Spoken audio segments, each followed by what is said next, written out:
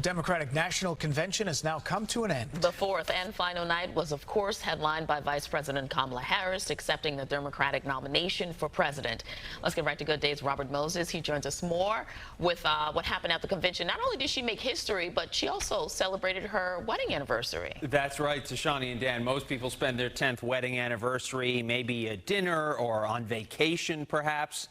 Well, Vice President Kamala Harris spent hers a little bit differently. She spent it accepting her party's presidential nomination. She began by saying, "Happy anniversary, Dougie," and then she laid out what's at stake in this election.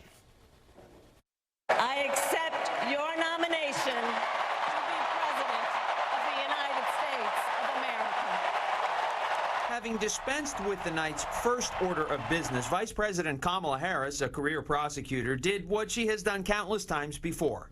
She prosecuted a case. But this one is unlike any that has ever crossed her desk. This time, she argued against electing the 45th President of the United States again.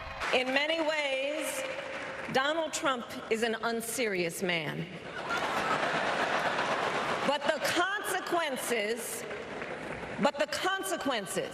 of putting Donald Trump back in the White House are extremely serious. Just imagine Donald Trump with no guardrails. The vice president tied former President Donald Trump to Project 2025, a sprawling conservative blueprint for a future Republican administration that he has tried to disavow. Simply put, they are out of their minds. The vice president spoke for about 40 minutes, a much shorter address than the more than 90-minute speech former President Trump delivered at the Republican National Convention. Vice President Harris accused the former president of displaying autocratic tendencies. I will not cozy up to tyrants and dictators like Kim Jong-un who are rooting for Trump. To which the former president replied on Truth Social, "The tyrants are laughing at her. She's weak and ineffective." Vice President Harris defended Israel's right to defend itself and said she and President Joe Biden are working on a deal to release the hostages and end the suffering in Gaza.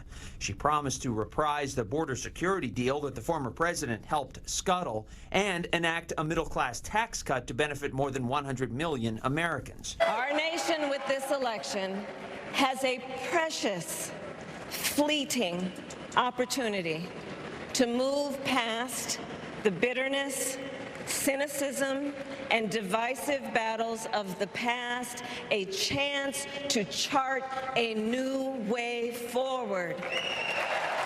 Not as members of any one party or faction, but as Americans. 100,000 red, white, and blue balloons had just fallen from the rafters at the United Center when former President Trump called into Fox News to react to the speech. She is a horrible, horrible person to run this country. We won't have a country if she gets elected. And former President Trump has been very busy on the trail this week. He'll be back on the trail today. He speaks in Las Vegas this afternoon, then in Glendale, Arizona tonight. His campaign has teased a special guest appearing with him in Arizona. The speculation is the guest will be Robert F. Kennedy, Jr., who's expected to drop out of the race and endorse him. Kennedy has already filed paperwork to withdraw from the presidential race in Arizona. Tashani? A lot of speculation surrounding this. I guess we'll find out later today. Robert, thank you.